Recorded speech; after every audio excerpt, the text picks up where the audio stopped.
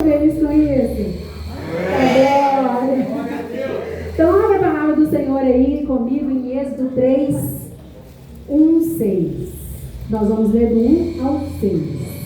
Amém?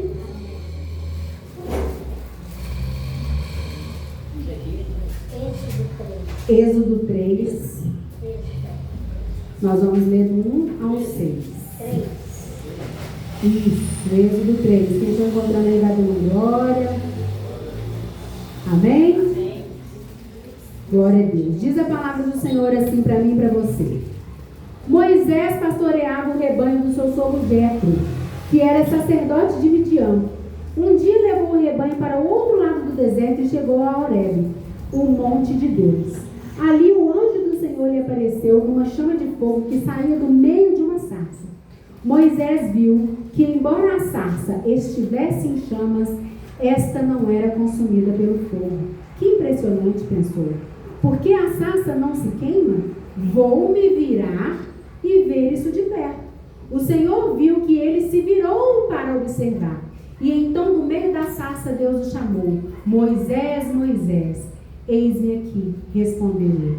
Então disse Deus: não se aproxime, tira a sandália dos teus pés, pois o lugar em que você está é terra santa.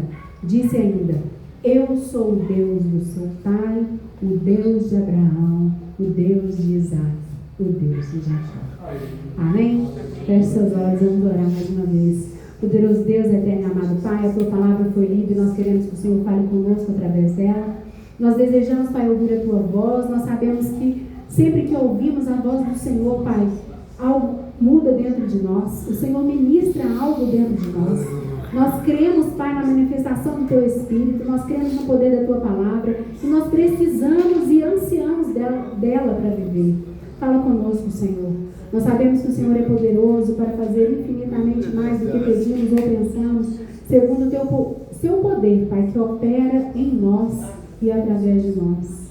A tua palavra, Pai, ela é poderosa, cheia de autoridade. A tua palavra, Pai, ela é viva, ela é eficaz. Ela é mais penetrante, Pai, do que qualquer espada de dois gumes. Ela vai até a divisão da alma, do espírito, das juntas e de medulas, Pai. Ela é apta para discernir pensamentos e intenções dos nossos corações. A tua palavra, Pai, tem o poder de ir aonde homem nenhum vai. A tua palavra, Pai, tem o poder de ir onde a medicina não alcança, Pai. Ela adentra nos cantos mais profundos da nossa alma. Para trazer, Pai, verdade onde há mentira. Para trazer luz onde há trevas. Para trazer santidade, Pai, onde há pecado. A tua palavra é poderosa e por isso nós queremos ouvi-la. Nós queremos aprender da tua palavra. Nós queremos ouvir a tua palavra, Pai. A tua palavra, não a palavra do homem, mas a palavra que é verdade.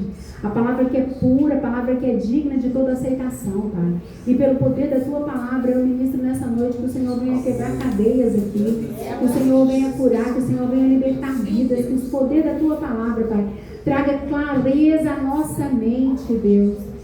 Muda histórias, fala dos corações, dá direção para a nossa alma. E me usa, Pai, como instrumento, como vaso que sou. Vaso de barro, pequeno, mas que é seu.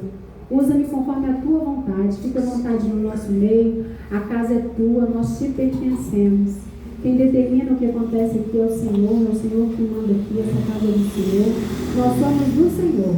E nós cremos, Pai, na tua presença diante da tua igreja. Nós cremos que o Senhor ainda é o mesmo. E nos dê sinais da tua presença nessa noite. É o que nós te pedimos, Pai, e te agradecemos em nome do Senhor Jesus. Amém? Amém? Hoje nós vamos falar um pouquinho sobre a história de Moisés. O pessoal, minha galerinha ali já deve estar cansado de ouvir. Eu gosto muito de Moisés, pastor, o senhor gosta? Eu tiro o chapéu para Moisés, né? Porque conduzir o povo não era fácil, não. Até hoje não é, né? Então eu me identifico muito com Moisés. Então eu gosto muito da história dele. E aí, no decorrer dessa história, eu queria que vocês ficassem bem atentos. Não deixa que nada roube a sua atenção, né? Você que gosta de anotar, eu também faça as suas anotações. Que Deus, nós vamos tirar grandes lições. Deus vai nos trazer grandes lições através dessa palavra. Assim como Deus falou comigo, eu espero que Ele fale também com os irmãos. Amém? Fiquem atentos. Moisés, ele nasce num contexto muito difícil. Contexto em que o povo de Israel vivia aonde? Na terra do Egito. E aí a gente vai voltar um pouquinho lá atrás só para a gente lembrar. Amém? Quem lembra de José? Todo mundo lembra de José? José, ele era desprezado pelos irmãos, certo? Todo mundo conhece essa história. Os irmãos sentiam ódio dele. Difícil, né? Assimilar isso, entender isso, como que os irmãos sentiam ódio dele, né? Anota uma coisa aí, preste atenção, a primeira lição que Deus nos traz aqui diante dessa palavra. Quem tem propósito, quem é chamado, tem que estar pronto para ser odiado por andar na verdade. Tem que estar pronto para andar, para ser odiado por andar na verdade. Ou seja, nós temos que ser maduros o suficiente para entendermos que nós não vamos agradar todo mundo. Maduro o suficiente para sermos perseguidos e até odiados, assim como José foi. Os irmãos de José odiavam ele em ponto final. Era um fato. E nós precisamos, enquanto cristãos, termos maturidade para entender que nós não vamos agradar todo mundo, até mesmo alguns de perto. Ai, pastora, mas é porque meu irmão, porque meu não sei quem, é porque... Ei, até mesmo os de perto. Nós temos que ter maturidade para entender isso. Você sabe por que nós temos que ter maturidade para entender isso? Porque todo desprezo revela uma descoberta. Acompanha comigo. Todo desprezo revela uma descoberta.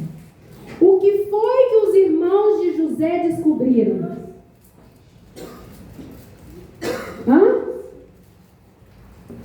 Quem se arrisca? Ele tinha um propósito. Que ele era amado. Os irmãos de José descobriram que o pai o ama. Gênesis 37:3 diz assim: ora, Jacó amava mais José do que qualquer outro filho. Eles descobriram que o pai amava mais José. Então, igreja, preste atenção, o inimigo sabe que o pai nos ama. O inimigo sabe que o pai nos ama. Olha o que diz no versículo 4 de Gênesis 37. Quando seus irmãos viram que o pai gostava mais dele do que de qualquer outro filho, odiaram-no e não conseguiam falar com ele de forma pacífica. Exatamente. O inimigo sabe, igreja, que nós somos amados do Pai, nós somos diferenciados.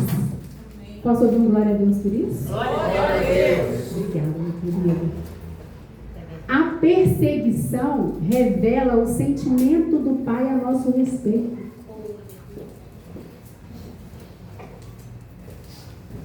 Deus, então, confia a José um propósito, que foi o que a irmã falou, que ele tinha propósito. Coloca em José um sonho. A Bíblia diz que os irmãos já estavam irritados com José. Já não gostavam dele porque o pai o amava mais do que os outros. E aí Deus coloca um sonho em José. E aí José vai contar para quem? Gente, ele já odiava ele. Aí ele vai lá e conta um sonho desse, aí acabou com tudo. Contou um sonho que ele teve para os irmãos. A Bíblia diz que ele sonha e vai compartilhar com os irmãos. Aqui eu quero trazer uma reflexão para a gente. Tem uma coisa que falam assim, não sei se você já ouviu. Quer conseguir alguma coisa?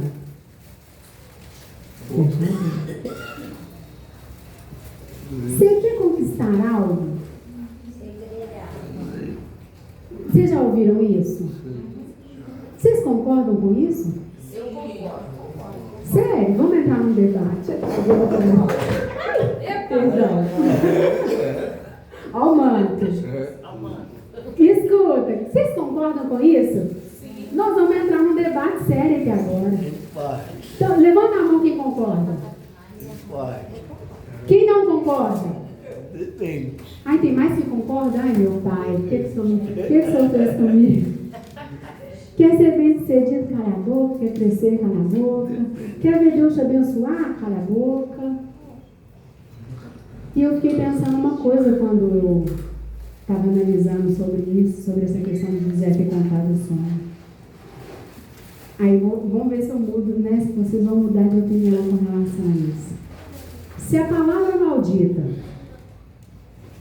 for maior do que aquilo que Deus tem para nós podemos desistir.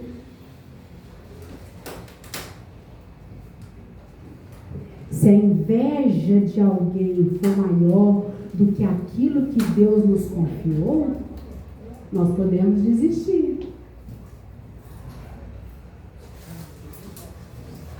Não vai ser contar para alguém ou alguém saber que vai impedir os planos de Deus sobre a nossa vida. Quando a gente compartilha o sonho, a gente meio que está acelerando o processo. Pastor, mas José foi vendido porque ele contou o sonho, sim. Ele compartilhou o sonho. O que ele fez naquele momento? Acelerou o processo.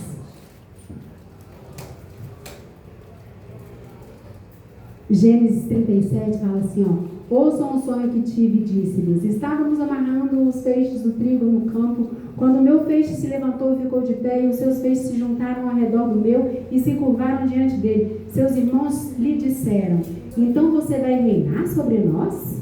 Quer dizer que você vai governar sobre nós? E o odiaram ainda mais.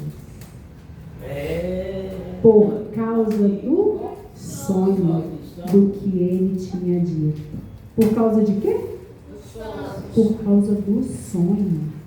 Os nossos sonhos irritam aqueles que não têm percepção do que Deus pode fazer.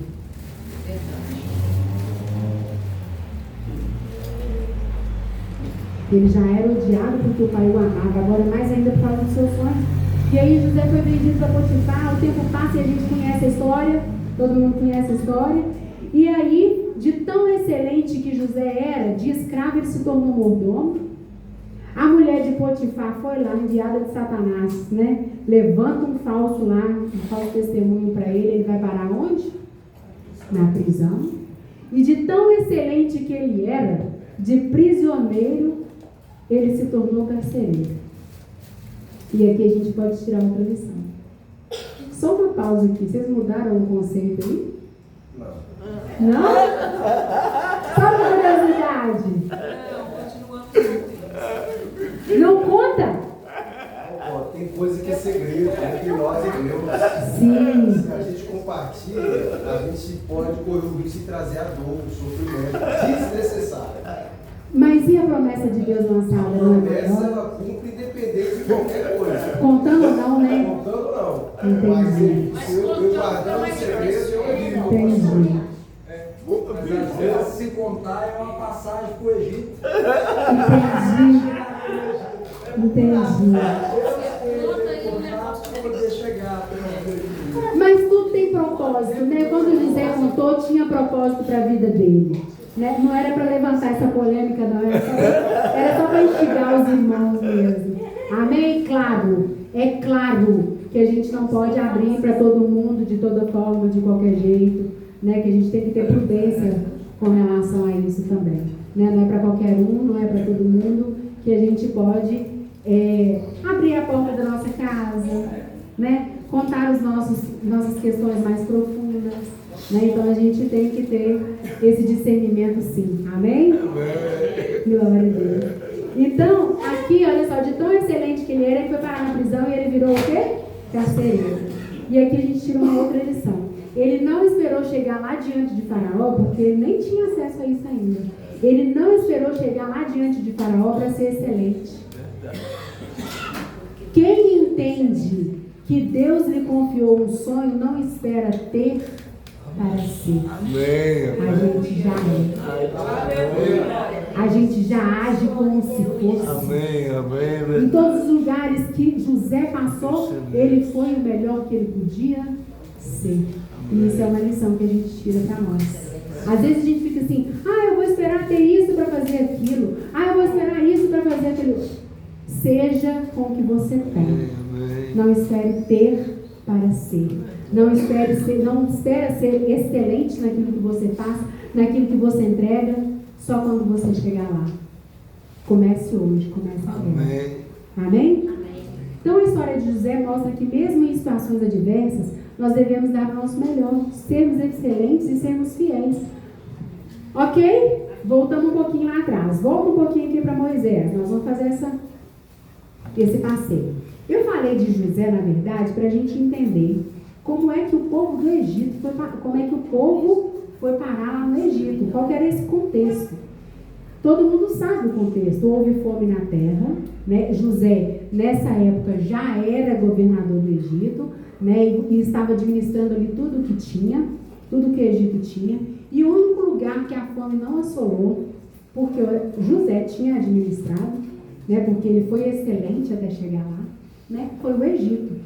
E aí, nesse contexto, a família dele, a família de José, desceu para o Egito para buscar alimento. José reconheceu os irmãos, todo mundo sabe dessa história, né? Dos irmãos que tinham vendido ele, perdoou eles e ainda preparou um lugar para eles, para que eles pudessem ficar, para que eles pudessem plantar, para que eles pudessem estar ali e viver na terra do Egito. Então o povo de José veio para a terra do Egito e se instalou ali nessa época, né, que houve fome na terra. Só que com o tempo, o povo vai crescendo. O povo foi crescendo. O povo foi multiplicando. Foi se multiplicando, se multiplicava cada vez mais. O povo que era pouco, era ali os irmãos de José, a parentela ali, de Jacó, tal. Poucas pessoas, né? Vão te dar uma terra, vocês vão plantar, vocês vão viver aqui. E aí depois esse povo foi multiplicando. E ele estava onde? No Egito. Lá no Egito. E esse povo foi crescendo, E aí o tempo vai passando, e o povo crescendo, e o povo multiplicando. E aí as pessoas da época de José morre. O povo dessa época vai morrendo, né? Então vai vindo as novas gerações e os mais velhos vão morrendo, vão falecendo. E o povo cresce de uma maneira que assusta todo mundo que olha. Estava todo mundo assustado. Que povo é esse? Por que esse povo cresce desse tanto? Assustava todo mundo com aquele crescimento. E a Bíblia diz que se levanta um novo faraó. Um novo faraó que não conhecia a história de José. Eu que estou falando isso? Não, a palavra fala. Êxodo 1:8 fala assim: então subiu ao trono do Egito um novo rei que nada sabia sobre José. Agora pensa aqui comigo. Se ele não conhece a história de José, ele não conhece a história de Jacó. Se ele não conhece a história de Jacó, ele não conhece a história de Isaac. Se ele não conhece a história de Isaac, ele não conhece a história de Abraão. E por isso que ele se incomoda com o crescimento daquele povo. Porque ele não sabe como que surgiu, como que era a história daquele povo. Ele não sabia de onde que foi que apareceu aquele povo que crescia sem parar. Ele não sabia de onde vinham. Só que a história daquele povo que crescia, não começou ali. A história daquele povo começou com um homem chamado Abraão. Começou com esse homem onde Deus disse para ele: eu vou multiplicar a tua semente. Eu vou fazer vocês grandes na terra. A promessa que Deus liberou para Abraão lá atrás. Só que aí o tempo já tinha passado, a promessa estava lá, a promessa foi feita. Abraão foi, Isaac foi, Jacó foi, José foi, mas o povo de Abraão estava vivendo a promessa. Então a promessa não morreu com Abraão. A promessa permaneceu estabelecida. Esse povo que era pouco foi crescendo. E Faraó não sabia a história deles, não sabia de José, como diz a Bíblia, vai saber deles? De onde veio esse José? Quem é José? Ele não sabia nem quem era José, como é que ele ia saber quem era Abraão? E aí esse Faraó disse assim, ó, o crescimento desse povo é estranho. O crescimento desse povo me irrita. E aí, outra coisa que a gente pode tirar aqui nessa fala é que só vai se incomodar com o seu crescimento aquele que não conhece a sua história. Aquele que não sabe da promessa que você está vivendo, de quem foi que fez a promessa. Quem não conhece a história vai se irritar por se incomodar com o seu crescimento. Faraó está olhando para aquele povo e está dizendo assim, esse povo cresce muito, esse povo cresce demais, eu preciso parar o crescimento desse povo, esse povo vai se juntar com o meu povo, vai se juntar com outro povo, vai ganhar contra nós. É uma ameaça. Ele está achando que o crescimento daquele povo foi do nada. Ele não sabia o que tinha por trás daquele crescimento. Ele não sabia que tinha um Abraão deixando sua terra, sua parentela, a casa do seu pai. Ele não sabia que tinha por trás daquele crescimento um Isaac cavando poço e os outros entulhando o poço dele. Ele não sabia que por trás daquele crescimento existia Jacó,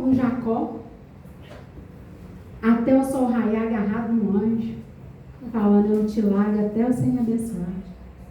Ele não sabia de nada disso. Faraó não conhecia a história daquele povo. Por não conhecer a história daquele povo, o povo pensava que podia atrapalhar aquele crescimento. E aí Faraó teve uma ótima ideia. O que eu vou fazer para fazer com que esse povo pare de crescer? Controle de natalidade. Vou afligir primeiro. Primeiro ele fala, vou afligir esse povo. Né? Vou afligir eles até eles pararem de crescer. E isso é uma coisa que mostra que Faraó não conhecia a história desse povo mesmo, não. Sabe por quê? Porque se ele conhecesse, ele saberia que nenhuma aflição é capaz de nos parar. Que nenhuma aflição é capaz de sufocar a promessa que foi liberada por Deus na minha e na sua vida. E ele falou, vou afligir esse povo. Quanto mais ele afligia, o que acontecia? Mais o povo crescia. Nenhuma aflição é capaz de anular a promessa de crescimento que está sobre a minha e a sua vida. Amém. Você pode estar vivendo um período de crise, um período de aflição, um período de guerra, mas aflição nenhuma sufoca a promessa que Deus enviou sobre a sua vida. Aleluia. Glória a Deus. Você crê nisso? Amém. Talvez os inimigos, os opositores, ou seja, os faraós, não tenham noção de que a boca que liberou essa promessa, na minha e na sua vida, não foi a boca de qualquer um. Amém. Foi a boca de Deus. Aflige esse povo que eles vão parar de crescer. Mas quanto mais ele afligia, mais o povo crescia. E aí, isso dá uma palavra, viu? Êxodo 1 que diz assim, ó, mas quanto mais os afligiam, tanto mais se multiplicavam e tanto mais cresciam, de maneira que se enfadavam por causa dos filhos de Israel. Quando ele via que não tinha jeito, ele afligia e o povo continuava crescendo. O que ele falou? Mata os meninos. Muitos meninos hebreus morreram nessa época.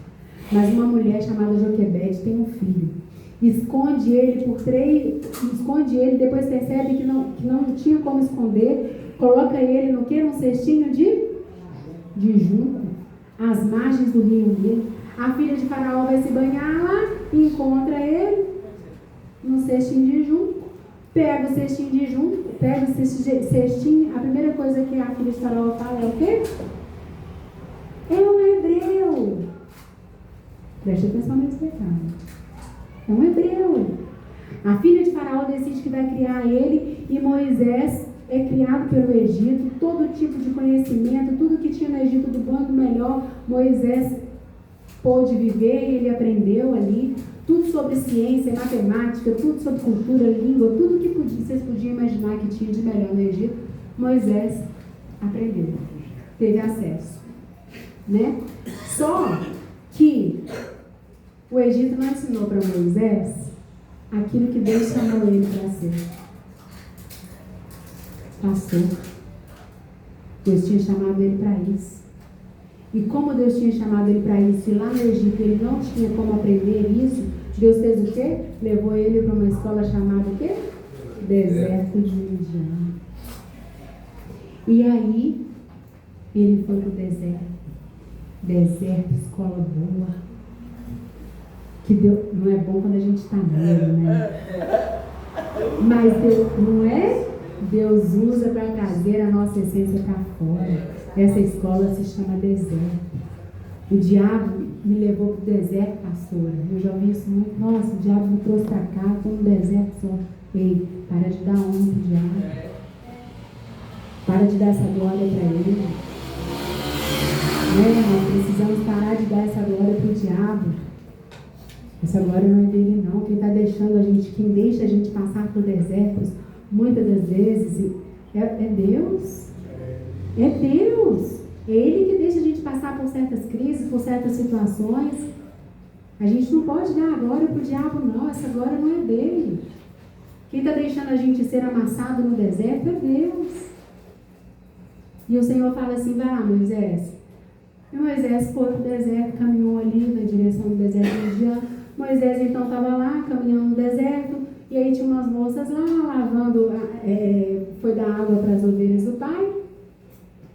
E alguns pastores brigaram com elas no poço. Moisés viu aquela situação, foi lá, defendeu. Estou acelerando bem, resumindo muito corridamente aqui a história. E elas chegaram em casa e falaram com o pai delas assim, pai, hoje um egípcio nos ajudou. Nada. Sim, exatamente. Agora lembra o que a filha de Faraó falou quando encontrou ele no cestinho de junto? Meu Deus. E o que as filhas as mulheres aqui no deserto falaram com o pai? É um egípcio. Moisés era egípcio? Quando a filha de Faraó encontrou o cesto, ela abre e diz, é um hebreu. Quando as filhas de Jetro encontram com ele, elas dizem que é um egípcio. E aqui a gente pode tirar outra lição. O Egito molda tanto uma pessoa que a pessoa acaba ficando parecido com ele. O Egito consegue esconder a nossa essência por trás das capas, né? Por trás do manto ali. Consegue sufocar a nossa natureza por trás das máscaras, que vai sendo colocado em cima de nós. De tal forma que quem olha para ele não sabe se ele é hebreu ou se ele é egípcio. Aí Deus deixa ele 40 anos no deserto. 40 anos caminhando no deserto. Sabe por quê? Lembra que eu falei que o deserto é escola, o deserto é bom? Porque caminhando no deserto, cai a capa do Egito. Caminhando no deserto, se perde o bracelete do Egito. Caminhando no deserto, se perde o jeito do Egito. Deus, na verdade, só estava trazendo para fora a essência de Moisés. Essa luta que você pode estar vivendo neste momento, preste atenção, não é para te matar.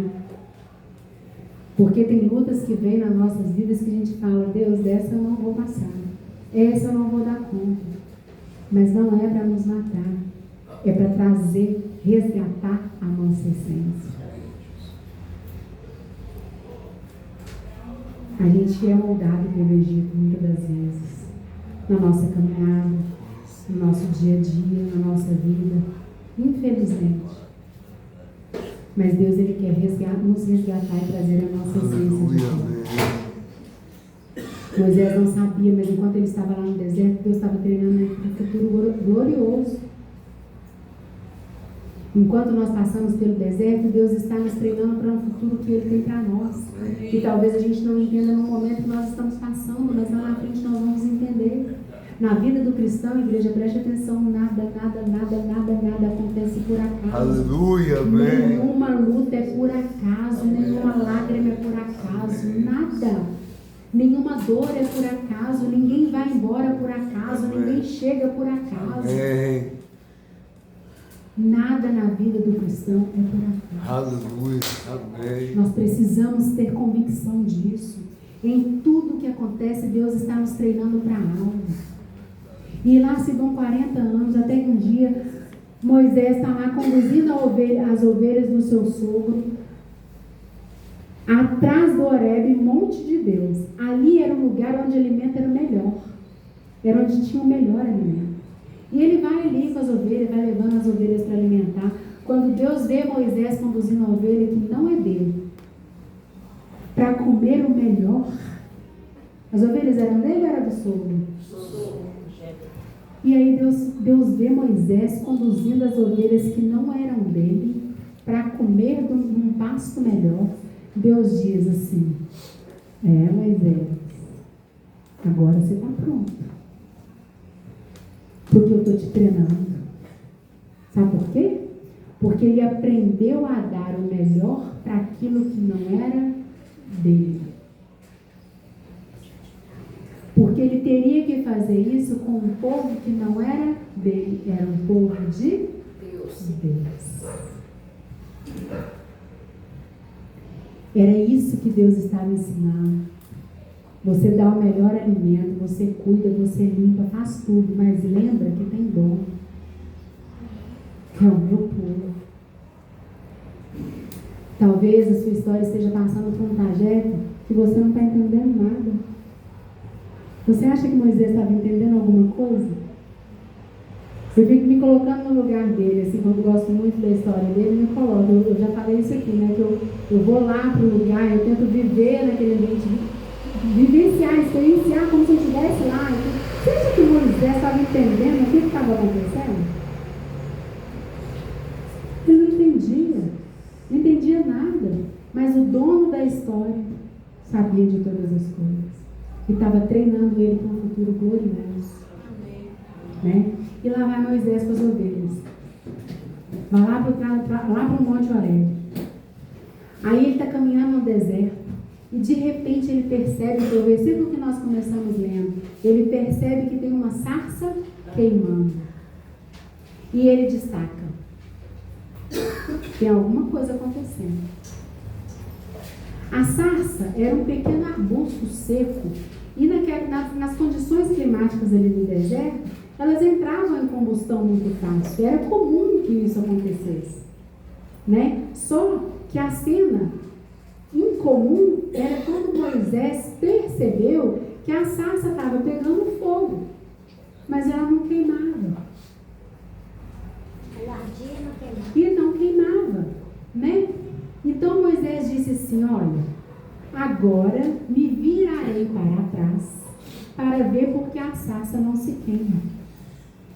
Igreja, pensa aqui comigo. A gente leu isso aqui no começo, que ele se vira para trás, e o Senhor, quando viu que ele se virou, aí Deus falou. Faz uma reflexão aqui comigo. Se ele fala assim, eu vou virar, é porque ele estava numa direção contrária, certo? Sim ou não? Concordam comigo? Sim. Se ele estava dizendo que ia se virar, porque ele estava na direção contrária. Se eu quero ver algo atrás de mim, eu preciso fazer o quê? Me virar. Eu tenho que me virar. Exatamente isso que ele fez. Ele virou para trás, direção contrária, e ele viu a sarça. Foi quando Deus falou com ele, quando ele se virou. Preste atenção, igreja. A gente tem um caminho traçado. A gente tem uma direção. Moisés sabia para onde ele estava indo. Ele não estava andando desordenadamente. Ele sabia, ele estava indo para aquele lugar. Só que Deus estava chamando ele em direção contrária. Na direção contrária. Ele virou para se ver, para conseguir ver. E quando Deus viu que ele se virou, aí Deus falou com ele. Muitas das vezes a gente não ouve a voz de Deus porque a gente não se vira. Porque Deus só falou quando ele se virou. A Bíblia diz que quando Deus viu que ele olhou no meio da sarça, Deus gritou: Moisés, Moisés! O que Deus está chamando ele para ver está na direção contrária do que ele estava. Para ele dar atenção ao que Deus tinha para falar para ele, ele teve que se virar. Se virar é mudar a rota, é abandonar a rota que nós traçamos. Ele tem uma rota traçada, mas Deus está chamando ele em outra direção. E você sabe qual que é o nosso problema? Sabe qual que é o nosso problema? O nosso problema é que a gente quer a rota de Deus, mas a gente não quer abandonar a nossa. E enquanto isso, enquanto a gente mantém a nossa rota, Deus está quietinho ali, esperando só você se virar para Ele falar com você. Esperando só a gente se virar para Ele falar conosco. Para a gente viver a manifestação da parte dEle, do querer dEle. A gente tem que ter mais atitude de quem quer do que falar que quer.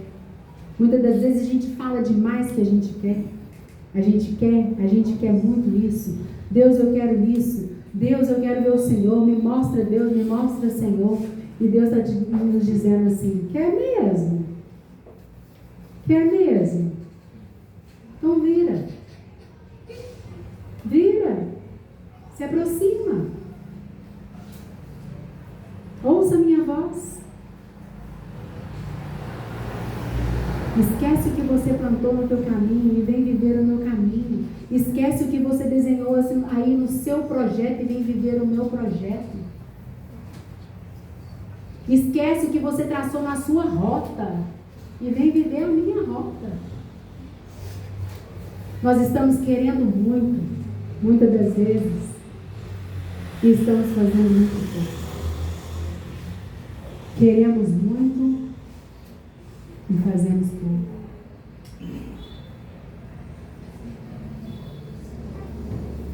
A gente fala que quer bastante, mas a gente tem a atitude de quem quer?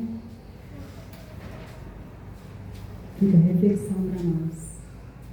Quantas vezes nós somos tão negligentes? A gente quer. A gente pede. Exige. E o que nós estamos fazendo? Está proporcional o que você está pedindo? É proporcional o que você está entregando ao que você está fazendo? É proporcional? Infelizmente, muitas vezes não. Então a Bíblia diz que quando Deus viu que ele se virou, ele bradou no meio da sarça: Moisés, Deus já estava lá, concorda comigo? Deus já estava lá, o fogo já estava queimando. Mas enquanto ele não se virou, ele não ouviu a voz de Deus.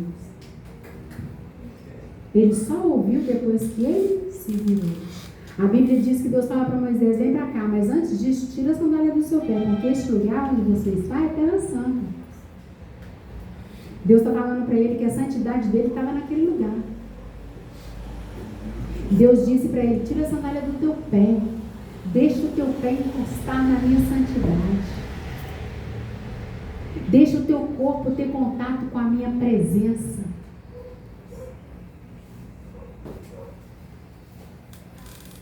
Ele precisava reconhecer, sentir, ter contato com a presença de Deus. E aí eu escuto muitas das vezes as pessoas falam comigo assim, pastora, mas não tem jeito para mim, eu até tento. Mas é porque minha mãe era assim, meu pai era assim, fulano era assado. A gente vive, sabe? Não era. E a gente não se permite. É do que o outro viveu, do que o outro não viveu, do que o outro não sentiu, do que o outro sentiu, mas não se permite viver, sentir. Estar de verdade na presença dele. Sentir verdadeiramente a presença dele. Deus estava falando com ele, vem Moisés, vem ter contato com a minha presença. Vem ter contato com a minha presença. Sente a minha presença. A presença dele tem que pulsar no nosso coração, igreja. Quantas vezes nós agimos, nós fazemos, falamos por nós mesmos, sem a presença do Senhor conosco. Porque muitas das coisas a gente faz porque nós estamos sozinhos, porque não é possível que se a presença do Senhor estivesse junto, a gente faria. Nós precisamos ter contato com essa presença.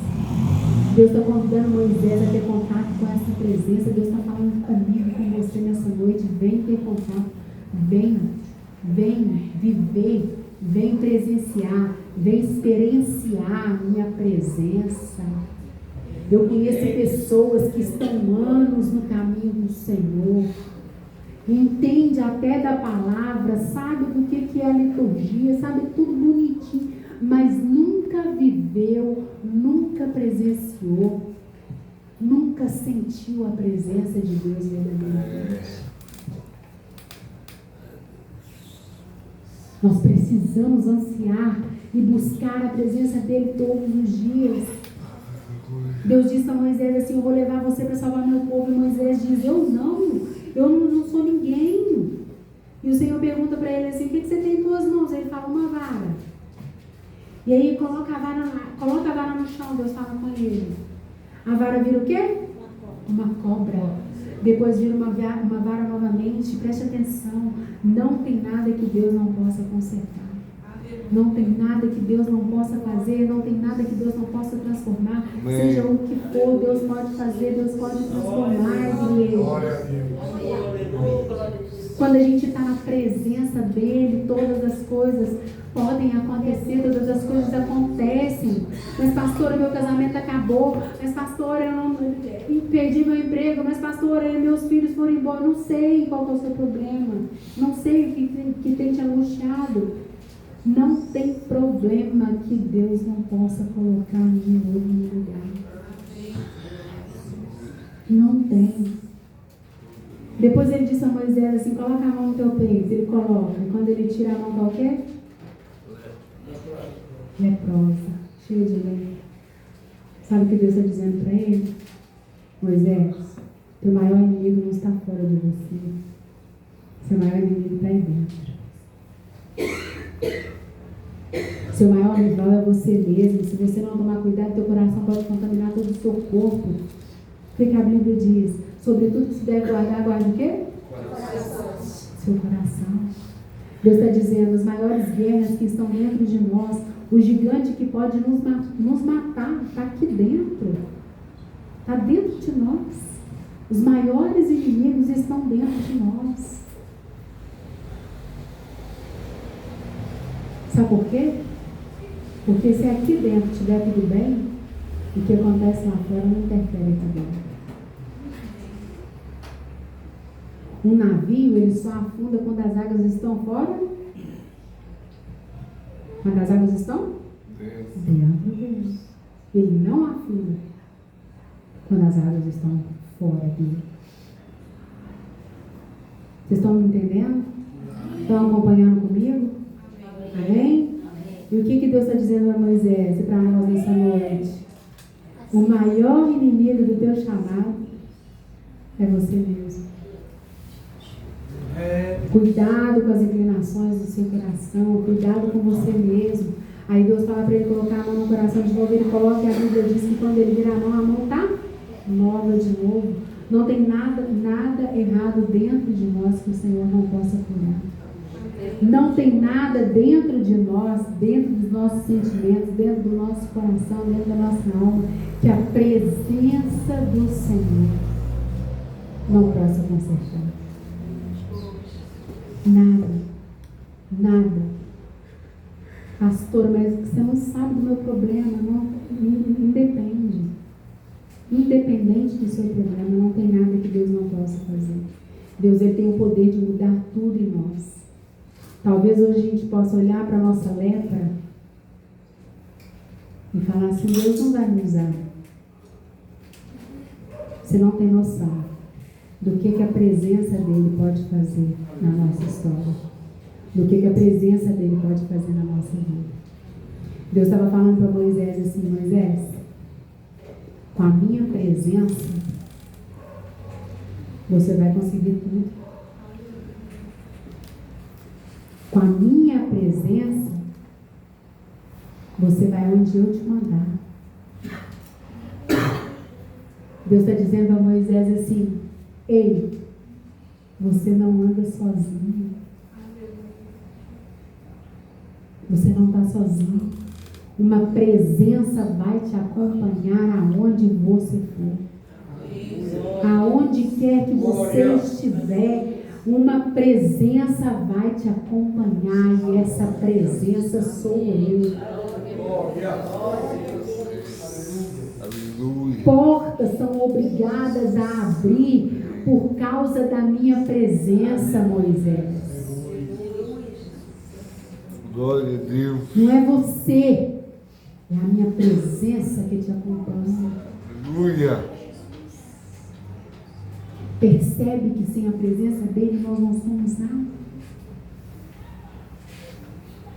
É a presença dele que abre portas nas nossas vidas. Você não anda mais sozinho, Moisés. E Moisés entendeu isso. Moisés entendeu, tanto que lá em Êxodo 33:15, fala assim: olha, eu amo esse versículo. Que diz assim: ó, se a tua presença não fores conosco, não nos faça sair daqui. Isso tem que ser uma prática na nossa vida. Clamar pela presença dele. Clamar pela presença dele. Aleluia. De tal forma que a gente tenha convicção de que a gente não anda sozinho. Porque é a presença dele que faz todas as coisas, é a presença dele que nos transforma, é a presença dele que nos molda, é a presença dele que abre o nosso caminho, é a presença dele. E eu falo, quando eu digo que eu amo esse versículo, porque eu não faço nada, eu não vou na padaria se eu não disser: Senhor, se o Senhor não for comigo, não me deixe sair daqui. Que a gente leve essa palavra no nosso coração, em todos esses ensinamentos que a gente vê. Que a presença do Senhor, ela precisa ser constante nas nossas vidas. Nós não somos nada sem a presença dele. E muitas das vezes a gente age como se ele não... Foi o que eu disse agora há pouco. Muitas das nossas atitudes, muitos dos nossos comportamentos, não tem a presença de Deus. Porque se a presença dele estivesse com a gente, muitas das coisas nós não faríamos. Ai, tirei muito. Eu quero que essa palavra fique gravada na tábua do seu coração. Assim como todas as lições que a gente extraiu dessa pequena passagem. Nós não queremos andar sozinhos. Depois de todas essas lições que o Senhor nos ensinou, eu pergunto para você: tem alguém aqui que quer andar sozinho? Então fique de pé no seu lugar. Nós queremos andar na presença dEle. Nós queremos andar acompanhados da presença dEle. E tudo que nós devemos ansiar e querer é a presença dEle nas nossas vidas. E eu quero que você declare isso nessa noite, que você clame. Se você está sentindo a presença dEle longe, se você está longe da presença dEle, eu quero que nessa noite você venha clamar. Eu quero que nessa noite você venha clamar pela presença dEle. Vamos ouvir esse louvor enquanto a gente administra, enquanto a gente usufrui de tudo que o Senhor falou aos nossos corações. Feche seus olhos e vamos louvar ao Senhor.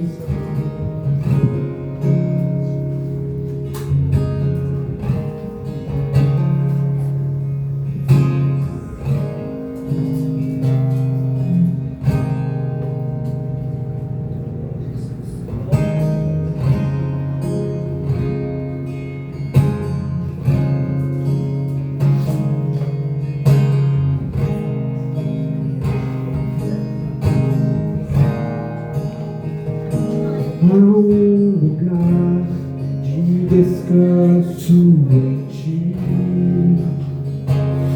Há um lugar de refrigério em ti. Há um lugar onde a verdade reina. Esse lugar é no Senhor.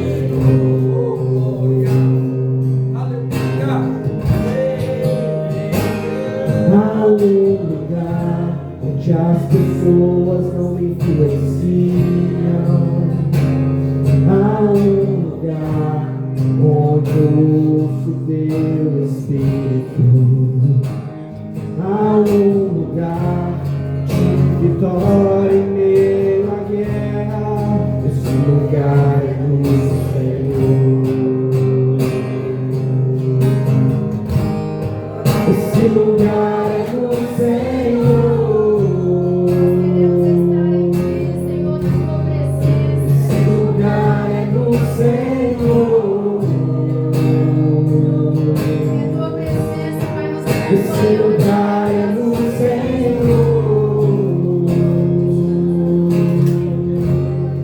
Esse lugar é do Senhor.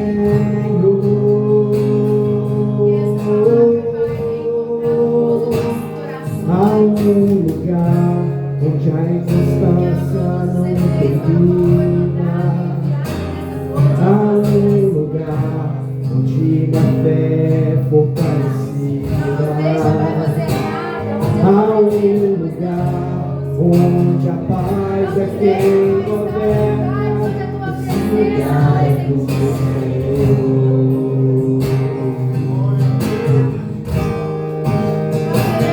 Há um lugar onde os sonhos não se abortam. Há um lugar onde o temor não me enrijece. Há um lugar quando se perde é que se ganha. Esse lugar é do Senhor. Esse lugar é do Senhor. Esse lugar é do Senhor.